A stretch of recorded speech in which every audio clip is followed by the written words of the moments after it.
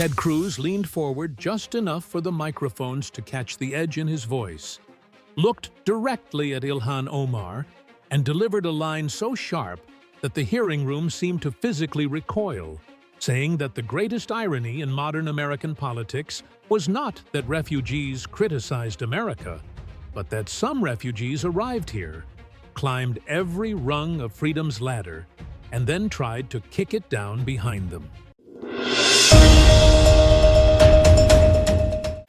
For a brief moment, the room froze, not because of volume or theatrics, but because the accusation cut straight to the unspoken tension beneath the entire hearing.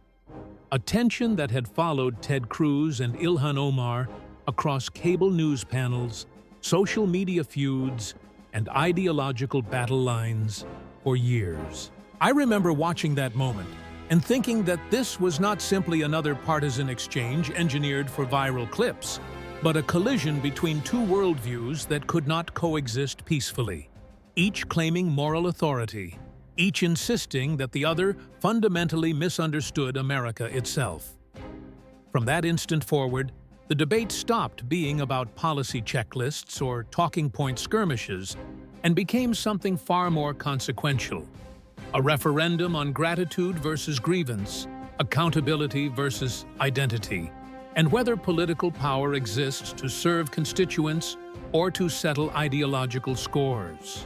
Ted Cruz understood this instinctively, and Ilhan Omar sensed it too, even if she would never admit it aloud, because both of them knew the stakes extended far beyond a single committee hearing and into the deeper story Americans tell themselves about who deserves to speak for the nation. The hearing itself had begun in a predictable fashion, with Ilhan Omar opening aggressively, framing the proceedings as a politically motivated attack designed to silence a Muslim woman of color who dared challenge entrenched power, a narrative she had refined over years of public conflict.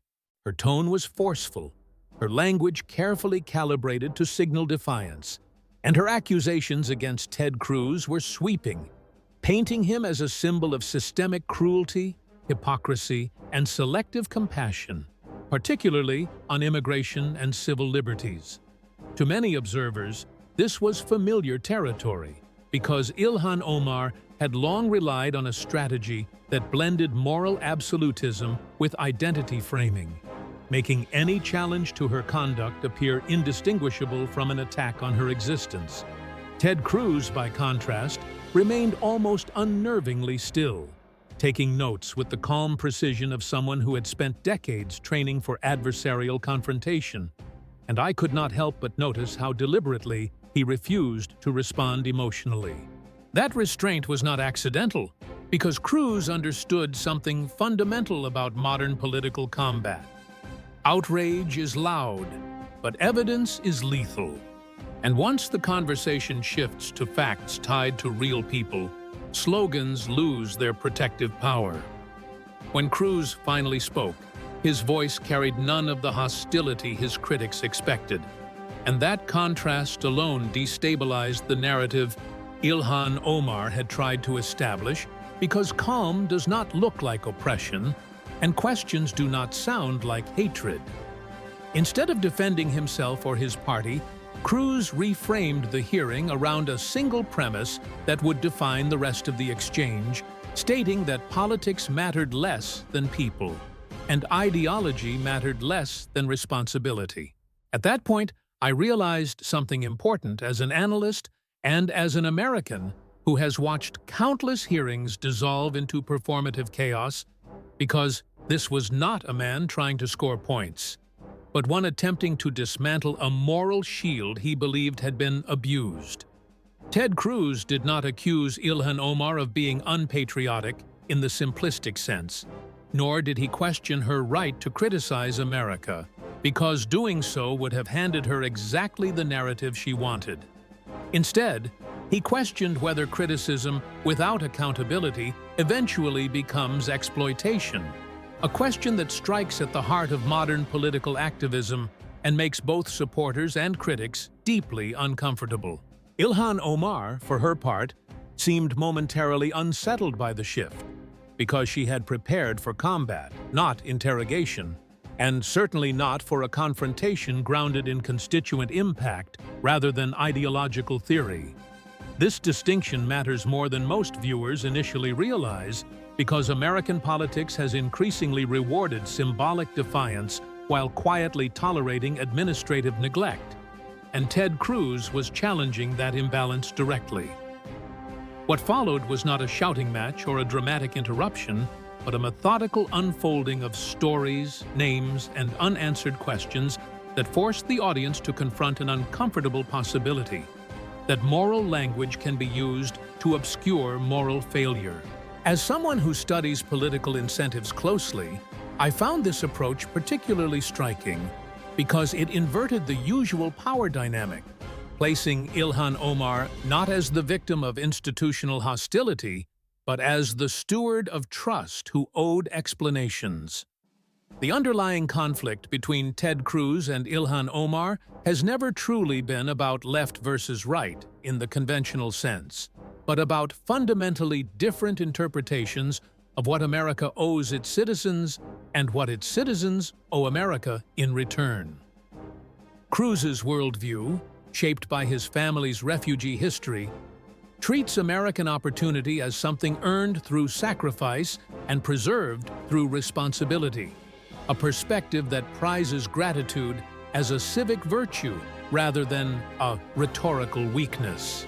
Omar's worldview, shaped by her own displacement and activism, treats America as a system perpetually on trial, where moral legitimacy flows from critique rather than contribution, and where personal narrative often substitutes for administrative performance.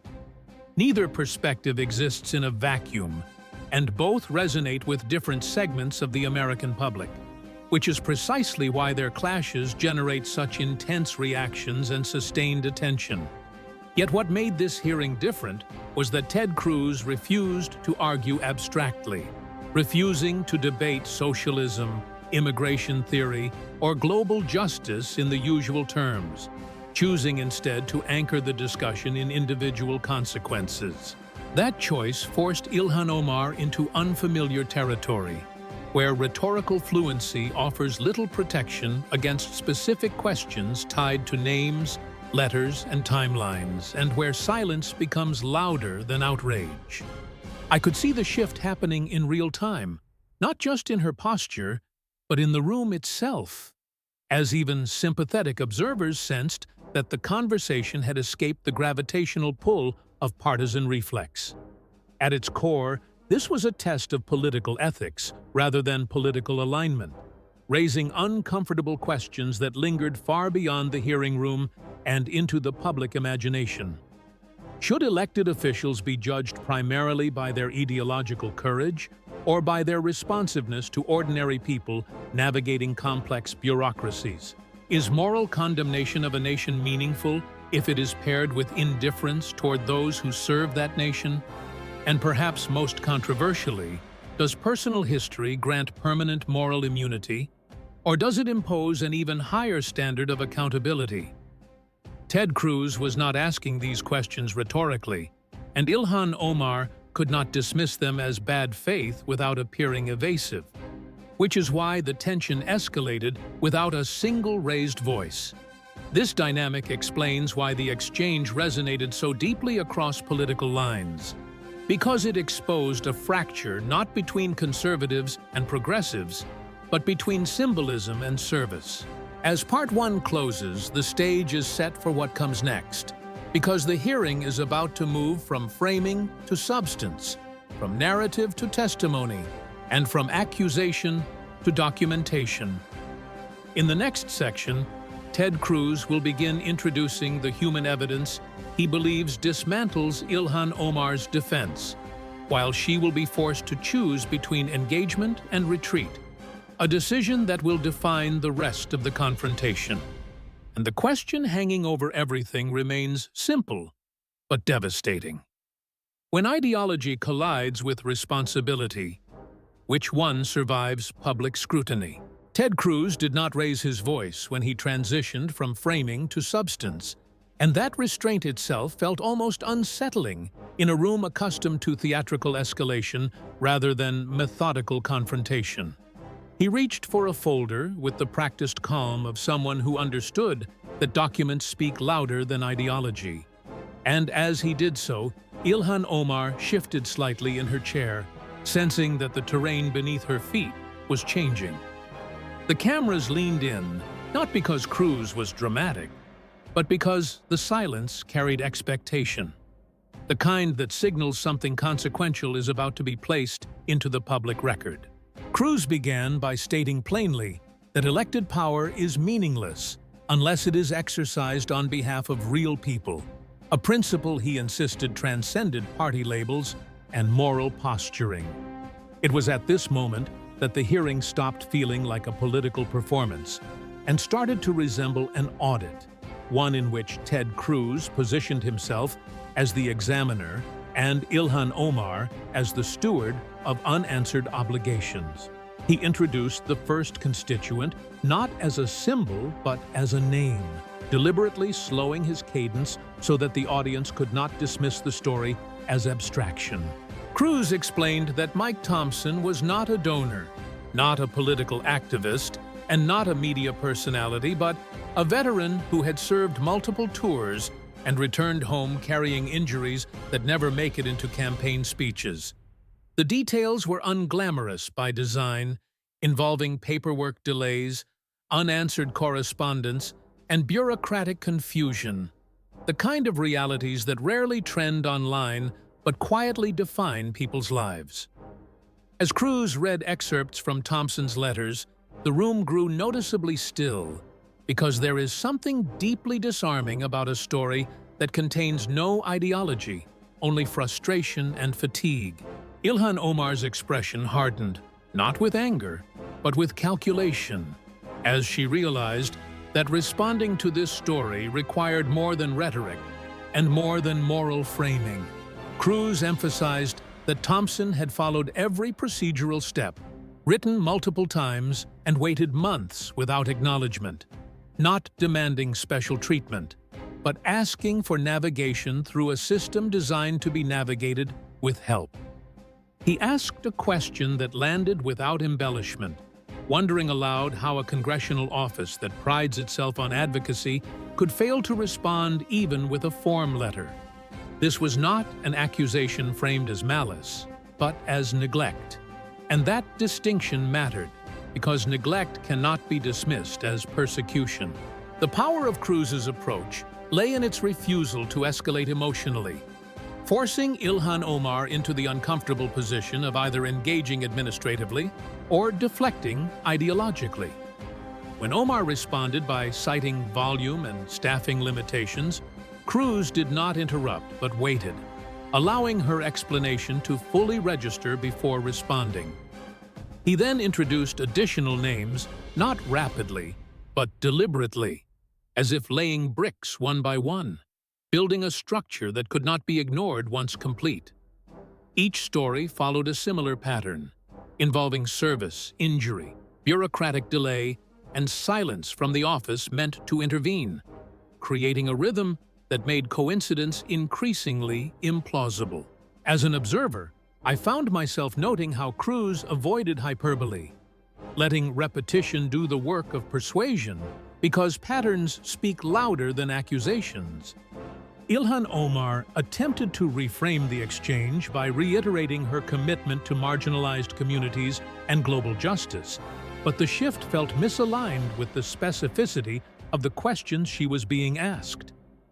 Cruz gently redirected, stating that global advocacy does not absolve local responsibility, a line that resonated precisely because it acknowledged the legitimacy of broader concerns without allowing them to excuse neglect. This moment crystallized the philosophical divide between Ted Cruz and Ilhan Omar more clearly than any ideological debate could, revealing competing definitions of what moral leadership looks like in practice.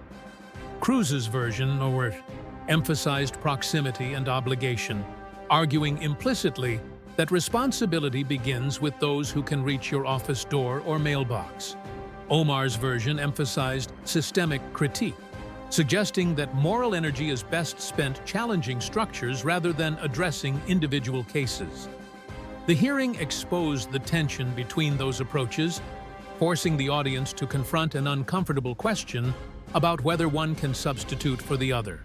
As Cruz continued, he broadened the scope of his inquiry, transitioning from veterans to donors, a move that carried its own political risks, but also its own evidentiary weight. He cited small-dollar contributions, emphasizing amounts that would be insignificant to national campaigns, but meaningful to individuals living paycheck to paycheck.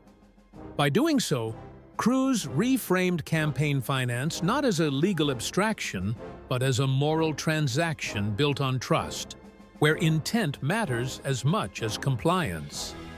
He asked whether donors who believed they were supporting causes rather than consultants had been misled, a question that lingered in the air without requiring immediate resolution. Ilhan Omar bristled at this line of inquiry, accusing Cruz of implying corruption. But Cruz clarified that he was questioning priorities rather than legality, a distinction that further complicated her defensive posture. This was where humor, subtle and sharp, crept into the exchange, as Cruz remarked that transparency should not feel like hostility unless there is something to hide, a line that drew restrained reactions from the room. The comment was not a joke in the traditional sense, but a rhetorical needle that punctured the seriousness of Omar's accusations without resorting to mockery. It underscored a recurring theme in Cruz's strategy, which relied on understated irony rather than overt sarcasm to make its point. As the exchange continued, I found myself reflecting on how rarely hearings force politicians to answer questions that do not align with their chosen narratives. Ted Cruz was not asking Ilhan Omar to renounce her beliefs or defend her identity, but to account for her stewardship, a demand that carries a different and often heavier burden. This distinction helps explain why the atmosphere grew increasingly tense without becoming chaotic, as tension fed not on outrage, but on unresolved questions. The audience, both in the room and beyond it, began to sense that something deeper was at stake than partisan victory, because the hearing was exposing a gap between rhetoric and responsibility. Cruz's approach implicitly challenged the assumption that moral clarity excuses administrative failure, an assumption that underlies much of modern political activism. Ilhan Omar attempted once more to shift the focus outward, speaking about broader injustices and systemic inequities. But the move felt increasingly strained as the questions narrowed. Cruz responded by acknowledging the importance of systemic reform while insisting that systems are experienced by individuals, not abstractions, a point that landed with quiet force.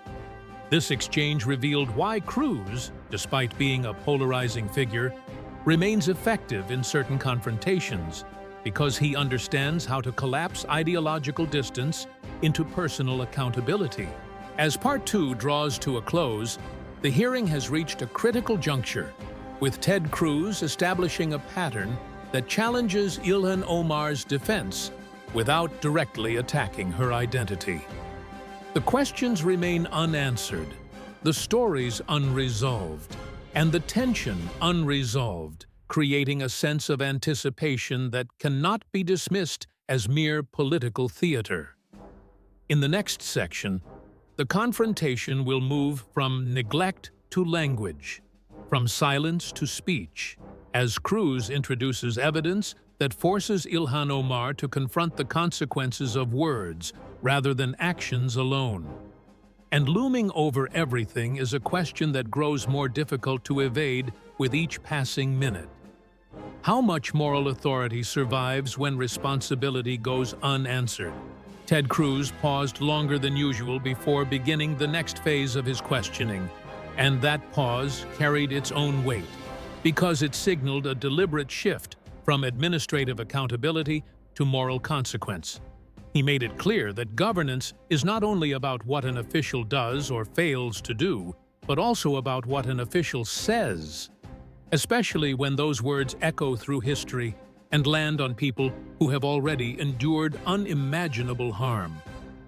Ilhan Omar straightened in her chair as Cruz introduced the next constituent, because this was no longer a discussion about paperwork delays or donor expectations, but about language, memory, and the scars words can reopen. Cruz spoke carefully, almost reverently, as he described an elderly woman from Omar's district, emphasizing her age not for sympathy, but to remind the room that time does not erase trauma. It only teaches people to carry it quietly. He explained that this woman had survived one of the darkest chapters of human history and came to America believing she had finally reached a place where the lies that once justified violence would never again be normalized. As Cruz read excerpts from her letter, the hearing room seemed to contract inward, because there are moments when politics collides with history in ways that silence even the most disciplined partisans. Ilhan Omar listened without interruption, but her earlier confidence was noticeably absent, replaced by a guarded stillness that suggested she understood the gravity of what was being placed before her. Cruz did not accuse her outright of malice, nor did he raise his voice, instead posing a question that cut deeper precisely because of its restraint, asking whether an elected official has a responsibility to understand how certain phrases resonate beyond their immediate intent. This was not a debate about foreign policy positions or geopolitical alliances, but about rhetorical inheritance, the uncomfortable truth that some words carry histories that cannot be wished away through disclaimers. Omar responded by asserting that her criticisms were directed at governments and policies, not at people, a distinction she had relied on repeatedly in the past to defend controversial remarks. Cruz acknowledged the distinction without conceding its sufficiency, suggesting that intent does not always determine impact, especially when historical trauma is involved. This exchange revealed another layer of the philosophical divide between Ted Cruz and Ilhan Omar, because where she emphasized intention and context, he emphasized consequence and perception. As an analyst, I found this moment particularly telling, because it demonstrated how political language often operates on multiple levels simultaneously, shaping perceptions regardless of disclaimers or clarifications. Cruz pressed further, not by repeating accusations, but by asking whether Omar had ever directly engaged with those who felt harmed, an inquiry that reframed apology as relationship rather than performance. The question lingered because it challenged a common political instinct to address controversy through public statements rather than private accountability. Omar's response, focusing on public apologies and clarifications, felt procedural rather than personal, reinforcing the sense that the conversation was slipping beyond her control. Cruz's tone shifted subtly at this point, introducing a note of disappointment that proved more disarming than anger, because disappointment implies expectation. He suggested that leaders who emerge from histories of suffering carry a unique obligation to avoid language that mirrors past oppression, a point that resonated precisely because it acknowledged Omar's background rather than dismissing it. This approach complicated the narrative of persecution Omar had initially advanced, because it framed her not as a target, but as a steward of moral memory. The hearing then took an unexpected turn toward recent events, as Cruz referenced a politically charged tragedy that had ignited intense public reaction and media coverage. He spoke slowly, emphasizing the human cost rather than the ideological implications, reminding the room that behind every headline lies a family navigating grief that politics cannot justify exploiting. Ilhan Omar visibly tensed as Cruz questioned whether timing and tone matter when responding to violence, particularly when emotions are raw and facts still emerging. This was one of the few moments where Cruz allowed a trace of incredulity to enter his voice, asking whether any political point is so urgent that it cannot wait for basic compassion to be expressed. The question was not rhetorical, and that fact made it more uncomfortable because it demanded an answer rooted in values rather than strategy. Omar attempted to contextualize her remarks within a broader critique of political rhetoric, but the explanation struggled to address the emotional immediacy Cruz had established. This tension highlighted a recurring vulnerability in Omar's approach, which often prioritizes structural analysis at the expense of individual empathy. Cruz, sensing the shift, leaned into that vulnerability, suggesting that empathy delayed is empathy denied, particularly when public figures speak from positions of influence. As someone who has watched countless political controversies play out, I could not ignore how effectively Cruz reframed the issue, turning what might have been dismissed as a media skirmish into a moral inquiry. The room grew quieter still, because the exchange had transcended policy disagreement and entered the realm of character assessment. Cruz emphasized that disagreement does not require dehumanization, and that condemnation of ideas does not justify indifference to suffering, a principle that resonates across ideological boundaries.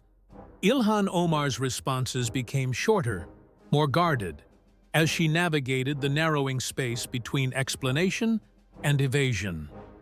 This was not because she lacked rhetorical skill, but because the framework of the questioning denied her the ability to retreat into abstraction. Each time she attempted to widen the lens, Cruz gently but firmly narrowed it again, returning to specific moments, specific words, and specific people.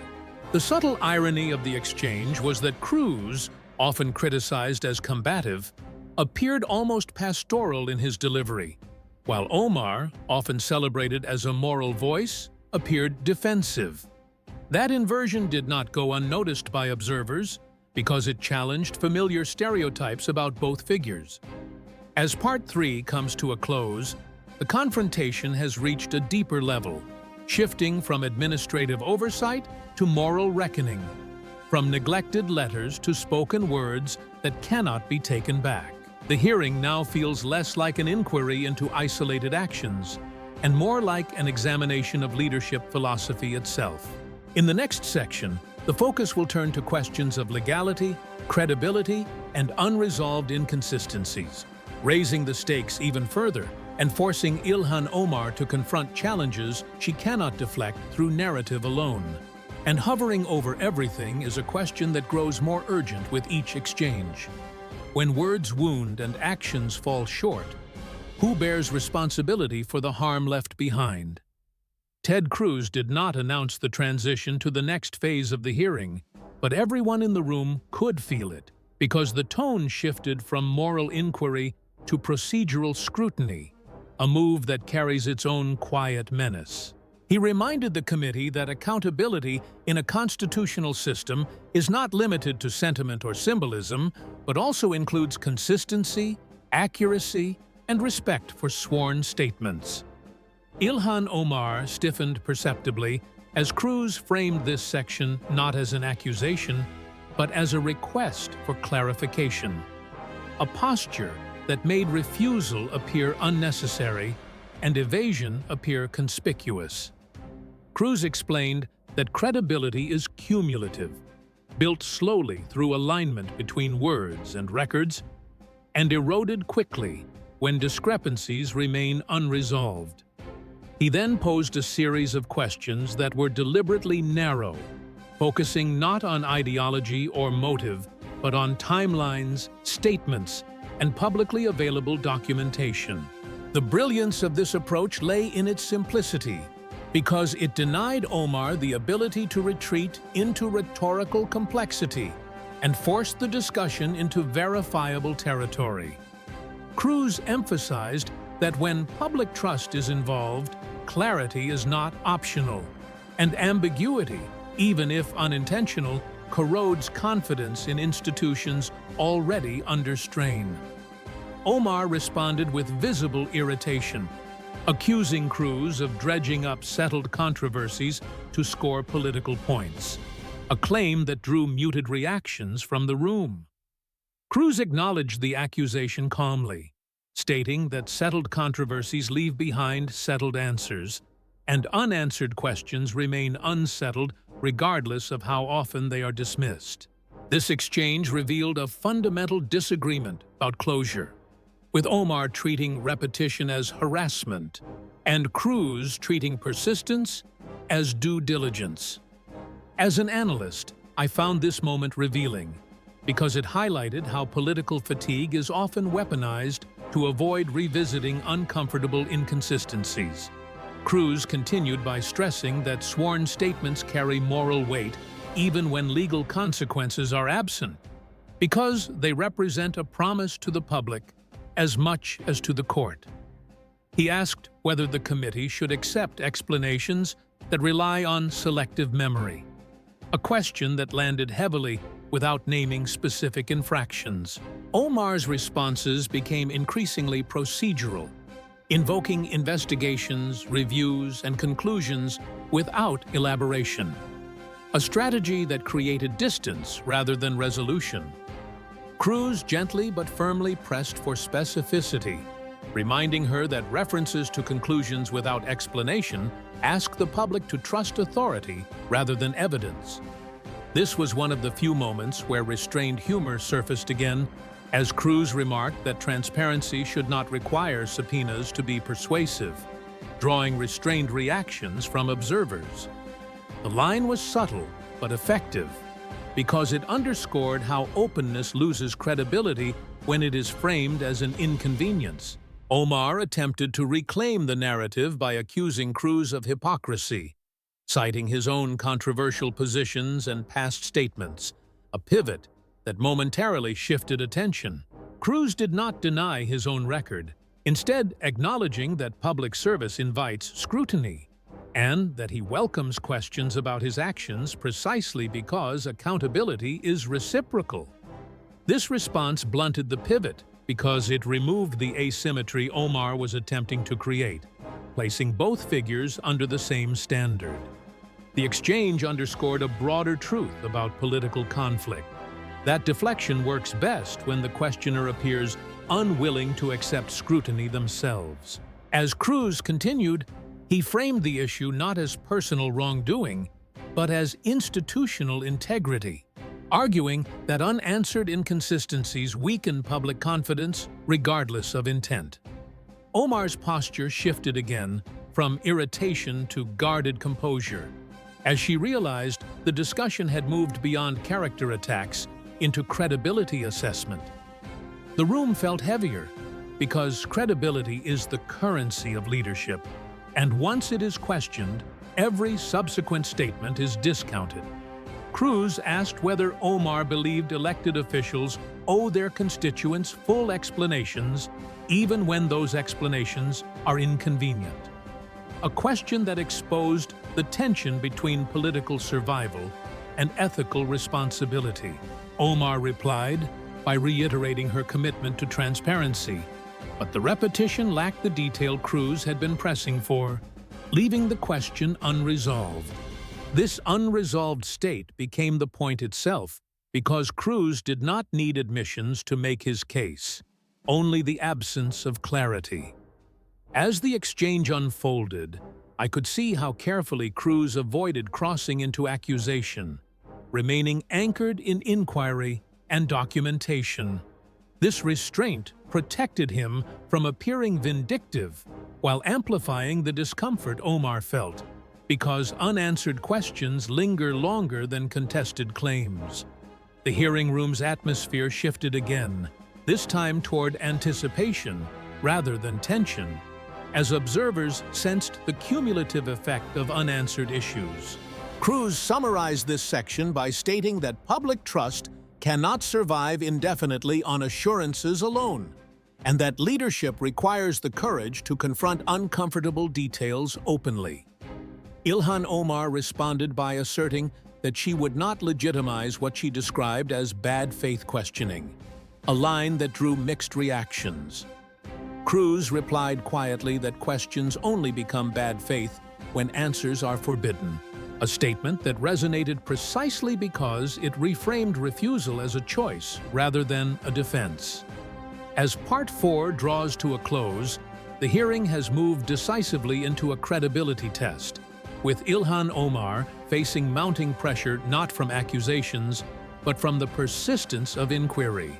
The confrontation has now spanned administration, language, empathy, and procedure, leaving little untouched by scrutiny. In the next section, the focus will shift toward contrast, as Ted Cruz brings personal history and political philosophy into direct comparison, raising the emotional stakes without abandoning evidentiary discipline. And looming beneath it all is a question that grows heavier with every unanswered detail. How long can moral authority stand when credibility remains unresolved?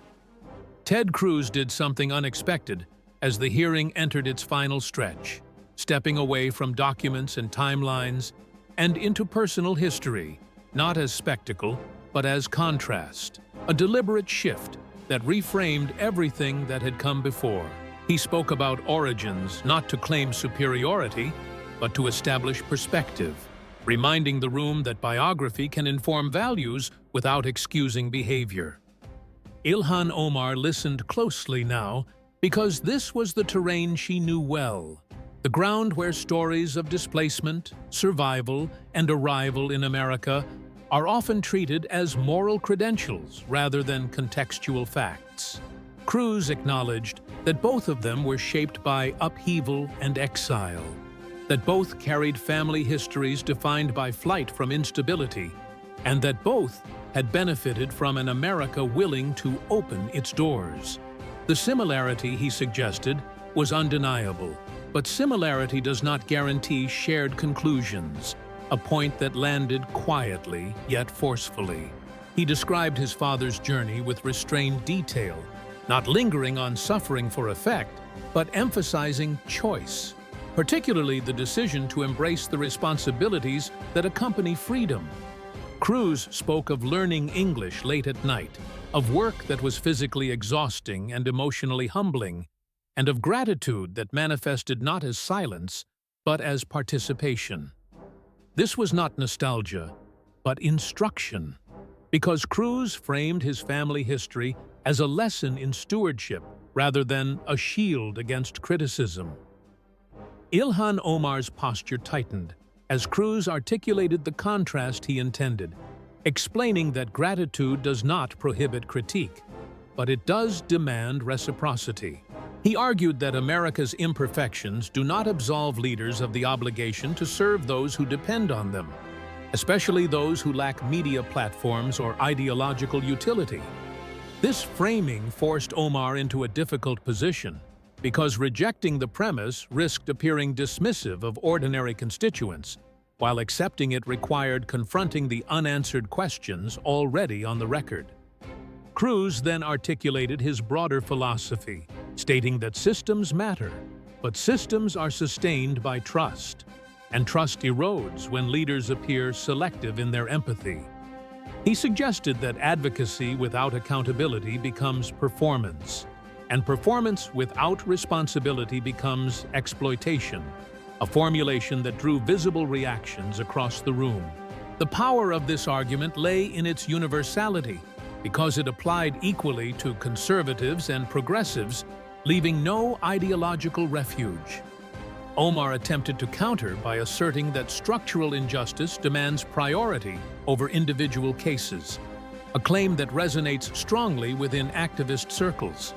Cruz did not dismiss the claim outright, instead asking whether structural reform is strengthened or weakened when individual obligations are neglected. This question lingered because it exposed a tension many activists avoid addressing: the assumption that macro-level justice excuses micro-level failure. As an observer, I found this moment especially revealing, because it articulated a critique often felt, but rarely stated, so plainly in public discourse. Cruz continued by returning to the theme of leadership, arguing that moral authority is not self-declared, but earned through consistency between message and conduct. He suggested that leaders who demand accountability from institutions must be willing to model it themselves, a standard that becomes more demanding as influence grows. Ilhan Omar's responses at this stage were noticeably restrained, focusing on values rather than specifics, a strategy that maintained ideological clarity but avoided resolution. Cruz's tone remained controlled, almost reflective, as he emphasized that disagreement does not imply enmity, and that scrutiny does not equate to persecution. This distinction mattered, because it stripped away the emotional framing Omar had relied on earlier, leaving the substance of the exchange exposed. The hearing room felt different now, less adversarial and more contemplative, as if the participants understood that the confrontation had moved beyond winning or losing. Cruz closed this section by reiterating that America's promise is sustained not by slogans but by service, and that freedom carries obligations that cannot be outsourced to ideology. He reminded the room that public office is not an inheritance, but a trust renewed daily through responsiveness and integrity. Ilhan Omar responded by asserting that history would judge their exchange, a statement that carried both defiance and fatigue. Cruz replied calmly that history judges actions more harshly than intentions, a line that drew a quiet murmur from the audience. As Part 5 comes to an end, the confrontation has reached its philosophical apex, with both figures articulating competing visions of what leadership in America demands. The unresolved questions now hang heavier than ever, not because they are inflammatory, but because they touch the core of democratic responsibility.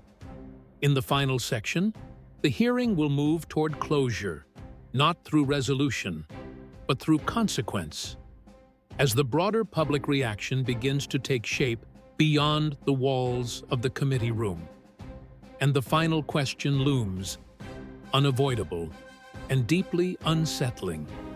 When freedom is given, how will those who receive it choose to honor it? The hearing did not end with a gavel slammed in triumph or a final verbal blow, but with something far more unsettling, a silence that lingered as the room emptied and the cameras powered down, leaving unanswered questions to travel on their own.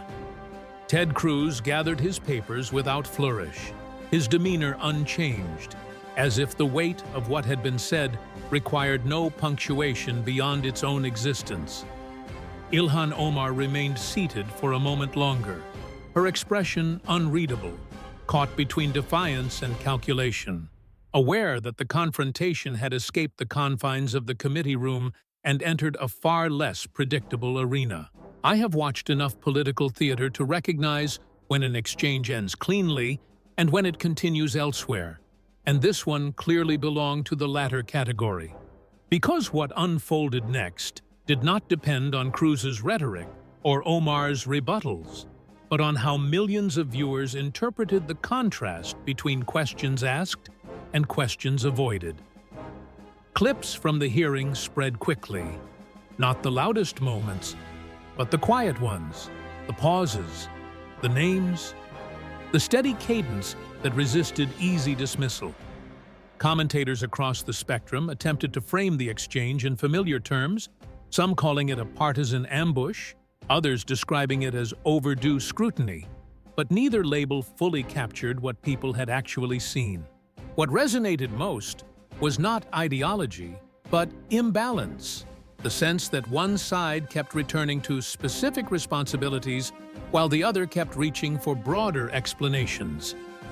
For many viewers, this distinction mattered more than party affiliation, because it spoke to a fatigue that transcends political tribes, the exhaustion with rhetoric that never quite resolves into service. Ted Cruz did not declare victory in interviews afterward, nor did he escalate his criticism, choosing instead to reiterate that his questions remained open and that answers not outrage, were what constituents deserved. Ilhan Omar, by contrast, framed the hearing as an extension of long-standing hostility toward her identity and politics, a narrative that still resonated with her most loyal supporters.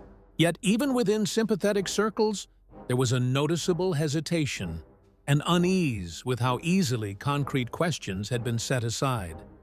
This hesitation is important because it signals a shift not in ideology, but in expectation. A growing insistence that moral clarity must coexist with operational accountability. As someone who analyzes political incentives, I see this moment as emblematic of a larger reckoning within American politics, one in which symbolic defiance is no longer sufficient to sustain trust. The confrontation between Ted Cruz and Ilhan Omar did not resolve their differences, nor was it meant to, but it clarified the stakes of leadership in an era saturated with narrative and suspicion. Cruz framed leadership as obligation, arguing implicitly that power without responsiveness becomes self-indulgent, no matter how righteous the language surrounding it. Omar framed leadership as resistance, emphasizing the importance of challenging systems even when doing so provokes backlash and misunderstanding. Both perspectives will continue to shape American discourse, but the hearing exposed the cost of allowing one to eclipse the other entirely. What lingered most for viewers were the unanswered questions, not because they proved anything conclusively, but because they highlighted the gap between authority and accessibility. That gap is where public trust erodes quietly, not through scandal alone, but through the accumulation of small neglects and deflections. In the days that followed, the conversation shifted away from the personalities involved and toward a broader reflection on what constituents expect from those who represent them. People debated whether empathy should be measured in statements or in actions, whether accountability should yield to ideology, and whether criticism of a nation carries obligations to its people. These are not questions with easy answers, but they are unavoidable in a democracy that relies on consent rather than coercion. Ted Cruz returned to his routine, his posture unchanged, seemingly content to let the record speak for itself rather than amplifying it through spectacle. Ilhan Omar continued her advocacy, undeterred in tone, yet now operating under a sharper lens, one that scrutinized not only what she opposed, but what she delivered. The hearing did not crown a victor, but it altered the terrain, shifting expectations in subtle but meaningful ways. For some, it reinforced admiration for Cruz's methodical approach. For others, it deepened loyalty to Omar's unapologetic activism, but for many it introduced discomfort, the sense that neither rhetoric nor resistance alone is enough.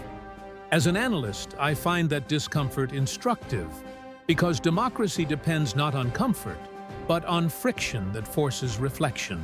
The exchange asked Americans to consider whether leadership is proven by how fiercely one speaks or by how faithfully one responds, a question that will echo long after the hearing fades from memory. Ted Cruz and Ilhan Omar will continue to clash because their visions of America are fundamentally different. But this moment revealed that clashes matter less than what they expose. They expose expectations, inconsistencies, and the fragile contract between elected officials and those who place their trust in them. In the end, the most consequential outcome of the hearing was not a headline or a viral clip, but a quiet recalibration of what accountability sounds like when stripped of theatrics. It sounded like questions without insults, names without abstractions, and a refusal to let moral language substitute for measurable responsibility. Whether that recalibration endures remains uncertain, because politics has a way of reverting to noise when scrutiny wanes. But for a brief moment, in that room and beyond it, the conversation shifted, and Americans were reminded that power is not only about what you stand against, but about who you stand for. That reminder, more than any accusation or defense, is what gave the confrontation between Ted Cruz and Ilhan Omar its lasting weight, and why it continues to resonate beyond the walls of the Senate hearing room.